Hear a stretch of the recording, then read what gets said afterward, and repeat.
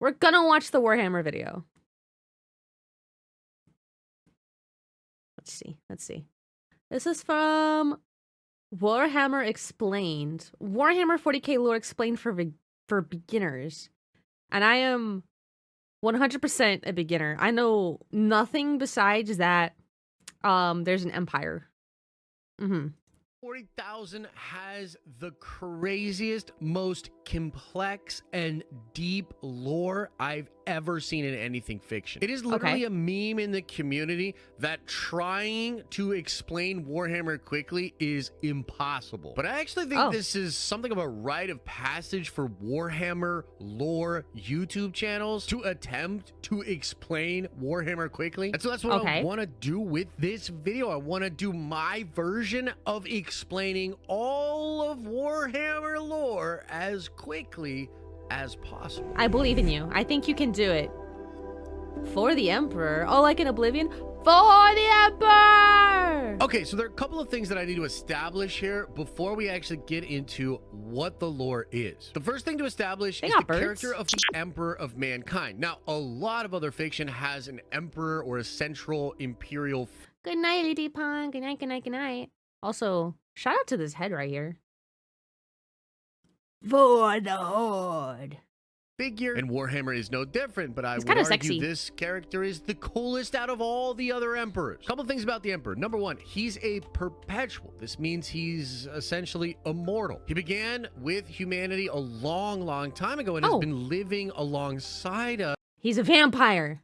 For centuries. It's actually recently revealed that he's Alexander the Great, or at least he was Alexander the Great. This is one of his many lives that he had, and he dies and he comes back to life. And so because he is a perpetual, eventually he starts trying to guide humanity towards a better future. Now, the next concept we have to keep in mind is the warp, or the immaterium. In Warhammer, there's another universe that runs parallel to our own, and this is known as the immaterium, or the warp. And the warp is many different things. I mean, you can think of it as just a demonic dimension full of chaos gods. It's also a place that characters are able to use to do space travel. It's also a well of crazy powers and ability that allow certain beings in our universe known as psychers to be able to tap into. Most of the crazy witchcraft and powers that you see in 40k are psychers tapping into the warp. And in fact, it's actually explained in the lore of Warhammer that in our modern day, like where we're at right now, a lot of the tales of different wizards and witches and magic and a lot of our myths are actually coming from real people that were able to tap into the warp. Okay. Next thing we got to establish is the... I like when lore has it so that they explain like previous events with their setting. I like that. Present setting of Warhammer 40,000, because when the game was originally conceived, it was just in the 40th millennia, and there's constant war, and mankind is fighting against the orcs, the Tyranids. But then the lore gets filled in with a lot of stuff that happens leading up to the present day 41st millennium. Currently, the Imperium of Man is a heavily centralized authoritarian regime. They're brutal, they're fascist, they destroy people that won't worship the emperor. They fight constant wars against other aliens. They take advantage of hive worlds where most of the humans grow up as essentially slaves, and they mine resources that are then sent to Terra or Earth. The emperor himself is in turn... Wait, is Helldivers part of Warhammer 40k? I feel like that's a stupid question. No? No? They said Terra and... Sorry. I think I'm getting mixed up. I think because they're talking about Tyranids. I think that's why. And mining and freedom. Upon the Golden Throne. It's a life-sustaining device that keeps his psychic... Super Earth! That's right. That's right. Terra's the scientific name of Earth. This is a crazy frame to stop on. What the fuck am I looking at? This is a lot to take in.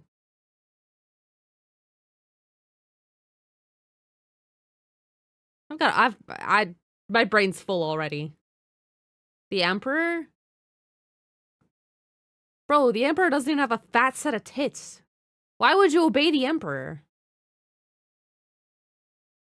Presence alive. The Emperor is also worshipped as a god across the Imperium. The Imperium faces countless threats, both external and internal. Chaos continues to corrupt and wage war. Xenos races pose a constant danger, and the warp itself is still threatening to expand and engulf all of reality. The Space Marines, the kind of guys you always see depicted on Warhammer art, are out there fighting the good fight, defending the Imperium from heretics, aliens, and other enemies. But frankly, it's not a good time. It's a really dark, crazy place. The Imperium itself, technically the good guys, but also kind of horrible. But now let's Tarantino this, right? Let's go back in time. How did we get here? Let's first talk about the dark age of technology.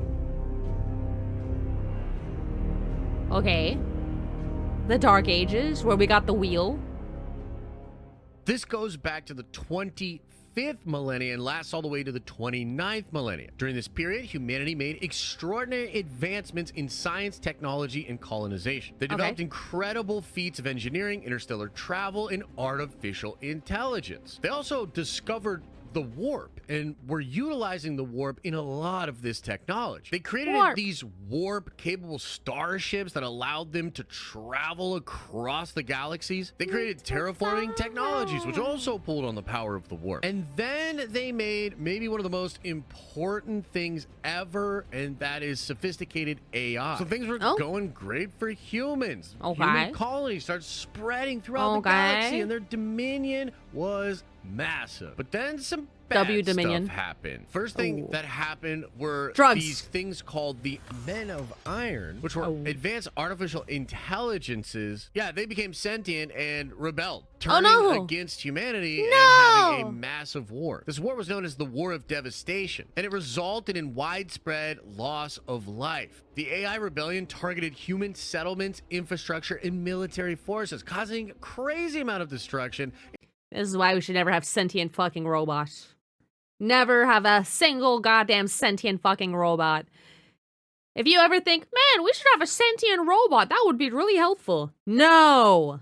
Entire worlds were laid waste, and the conflict escalated to crazy cataclysmic proportion. What the fuck is this? What the fuck is this? This cannot be robot related. What the hell is that? Did the Emperor not watch Terminator? Is a great comment. Exactly. Eventually, humanity did destroy the Men of Iron and win the War of Devastation. But this led to a deep fear and a distrust of advanced artificial intelligence. So as a result, the use of AI and technology was severely restricted, and the Adeptus Mechanicus, the religious and technological organization, emerged to preserve the control of technological knowledge. This is very similar to what happens in the Dune series, where they also had a war with AI and then swear off AI totally. But things didn't just get better after the War of Devastation. In fact, the warp itself started going crazy in the galaxy, probably because of the advancement of all these humans and their emotional imprint upon it. A bunch of warp storms ended up cutting off interstellar travel, and various human civilizations fell into isolation, technological decline, and barbarism. So basically, humans got really advanced technology spread out all throughout the galaxy. Then their AI turned on them. They had a crazy war with AI. Now they're all alone. The warp alone. itself went bananas, separated all of them, and all these advanced human colonies out there in the galaxy degraded into really barbaric, sometimes feudal states. This era was known as the Age of Strife, and it directly leads into the rise of the Emperor of Mankind and the Great Crusade. Emperor! This sounds like Fear and Hunger.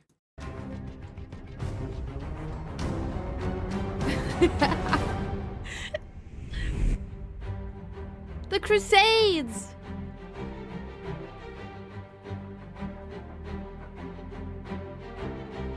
So the Emperor of Mankind reveals himself as this powerful psychic being that's been with us forever and is here to help us go into the future. He looks like begins Jesus. something known as the Great Crusade to reunite humanity and bring order to the galaxy. And then, because the Emperor was also a genetic genius and really good with technology, he creates super soldier beings. One of my favorite things about the Emperor of Mankind, he's a lot like Mr. Sinister from the Marvel X-Men books. The first soldiers he creates for himself are the Custodian Guard. They served as his personal protectors and bodyguards, and they were these massive human beings. They were resistant to psychic attacks, chunky boys, near perfect in the way that they could fight. They had incredible technology and armor and weapons. They're damn near perfect, but there was a problem. They were just way too hard to create and to replicate. The Emperor couldn't really see himself canonically have the fattest tits. They are canonically my favorite. Of conquering all of the galaxy with custodians. That would just take forever to create that many custodians. So then he created the Thunder Warriors. The Thunder Warriors were much easier to create than a custodian guard. They were also crazy powerful, superhuman warriors. But there was a problem. The Thunder Warriors were unstable. But the Emperor figured they were good enough to conquer and unify all of Earth, or Terra, so he took part in what was known as the Unification Wars. And with the custodians by his side, he and the Thunder Warrior army beat back all of these different warlords that were on Earth. The Emperor conquered all of Earth, but then he had him and his custodians destroy all of the Thunder Warriors. Well, next up was the that's a prize for winner. Of the Primarchs. The Emperor created 20 genetically engineered beings infused with incredible power and leadership. He used some of his own DNA, some of his perpetual baby mama's DNA, and he also made some kind of a deal with the Chaos Gods of the Warp. It's unclear if he was given a portion of power from Chaos or if he stole a portion of the power of Chaos. I think he stole. But either way, he took some of the Chaos power of the Warp and infused it into these 20 Primarchs. But the Chaos Gods, who for now you can just think of as these demonic beings in the Warp that are watching over what's happening in the material universe, they didn't like that he was creating these 20 immortal, godlike, chaos-capable beings. And so, while these Primarchs were still infants, the Chaos Gods disrupted the Emperor's plans and scattered the Primarchs across the galaxy. However, the Emperor still had the gene seed from the Primarchs, which is basically just a bunch of their genetic material, and he used the genetic material to create the Space Marine chapters. And so then the Emperor had all of these different Astartes, all of these different Space Marines that are essentially the sons of these father Primarchs. And also they are essentially his own sons being made of his own gene seed. We're all children of the Emperor. Galaxy and he rediscovers each Primarch. Most of the Primarchs have become leaders of their respective domains on the different planets that they crashed on, but they all have unique upbringings. Well, that means he kind of like extra succeeded then, because they got real world experience of like becoming a leader of your own dominion. That kind of hands-on experience isn't something your daddy can just give you. Shout out to divine intervention making these Primarchs even better. Unique cultural influence. They got away from nepotism and they got to say they work. Imagine making a whole business, fucking multi-million-dollar business, and then your dad finds you and goes, wow, congrats on your multi-million business. You're actually the heir to my multi-trillion-dollar business. That's what happened to these guys. And you're like, Papa. Influences and also unique abilities. This is one of the best parts of the Warhammer lore, and it allows each one of the Primarchs to have, like, all kinds of unique attributes. And we're going to get into that, but for this video, we'll just kind of leave it there. So after discovering all of the Primarchs and putting them to work to unify the rest of the galaxy, the Emperor goes back to Terra and he begins working on the Webway. Essentially, he's just trying to really perfect space travel through the warp for the entire Imperium. But the Chaos Gods, who remember were keeping a close eye on all of this and had scattered all the infant Primarchs, yeah, well, they didn't like what was going on with the Emperor, so He likes the the chunky teeth. The only thing I'm heir to is alcoholism. Sorry to hear that, man. they start to corrupt the Primarchs. Horus, who was named as the War Master over all of the Imperium army, was corrupted by the Chaos Gods and started a rebellion. This is known as the Horus Heresy, and it happens in the 30th millennia, 10,000 years before Warhammer 40k. And even though the rebellion itself only lasted for between 7 to 10 years, its ramifications were felt forever, and it is the biggest part of the Warhammer lore. Horus gets about half of the Primarchs to flip to his side, and there's this crazy big civil war, a lot of devastation, some chapters of Space Marine almost being wiped out completely. Many of the Primarchs are killed, and it all culminates with a crazy battle between the Emperor and Horus himself. Horus is juiced up to the gills with a bunch of Chaos God energy, and the Emperor is the Emperor. And so they're fighting. The Emperor doesn't want to kill Horus. That's his son, but also, you think just because some cool neighbor down the street gave you weed gummies, you can beat your father? No, your father has been drinking straight asbestos since he was an infant. Your fucking methamphetamine's got nothing on me. Because he still kind of thinks of him as a son. Horus is taking a lot of shots at the Emperor, like really doing some serious damage to him. And then something flips in the Emperor. He decides Horus is no good, and he does a Kamehameha wave attack that not only destroys all of Horus's body, but it actually destroys his very soul. Most of the time in Warhammer, drinking asbestos, do you mean absinthe? No, I said what I said. Especially if you're a Primarch, you can die in the physical form, but your soul will go into the warp and it'll linger there, and some of them even come back to life. But there's nothing of Horus to come back to life. The Emperor destroys his very existence. On every level of reality, Horus was obliterated. Bye, but in Horus. order to obliterate Horus, the Emperor used all of the last bits of physical energy that he had, and it leaves his body completely decimated. He's essentially a corpse at that point, barely alive, and he's dragged to the Golden Throne where he's put on life support. And from there, the Emperor exists, being alive mostly in the warp now, and over 1,000 psychic human beings a day are sacrificed to the Golden Throne as a way to keep the Emperor alive. And that's it. That's all. It would be an honor to die for my Emperor. Explained briefly. Now, some people out there might say that's not all the lore. There's stuff that happens even before humanity exists, and I call that heresy. But also, yes, that's true, and I will make videos on that as well. I hope you enjoyed this one. I'll see you in the next video. Wow, thank you so much. Thank you so much.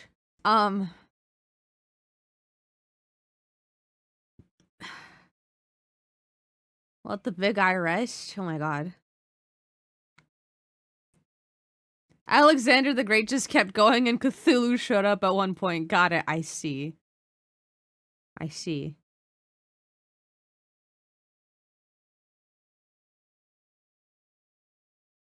The warp was a fundamental aspect of the universe, infinite ocean of whirlpools that surround galaxies because life forms there. The different actions of life feeds the warp the energy it is made of, and it itself isn't inherently evil, just chaotic.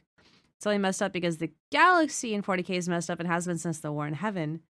The other thing was the deal the Emperor made. He grew impatient with humanity's evolutionary progress and wanted to speed things up. The other perpetuals at first followed him, realized he was just going to be just another tyrant. They all turned their backs on him one by one over centuries. He ventured to Moloch because there was a stable entrance to the warp there. Once in the warp, he sought out the gods of chaos and promised to lead humanity to worship chaos. The gods agreed, but the Emperor never intended to keep his promise, so he was constantly rushing. Chaos caught on. This is why the web wave is so integral to his plan. He needed to move as much of our species in there. Right, chaos couldn't corrupt us as we evolved into a psychic race. Literally sacrificing its future for the present. Ooh. Ooh. You think you might write a book? Good luck.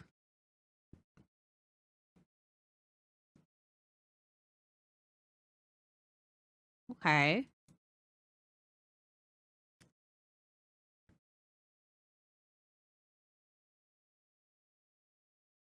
Okay. Sean Halo.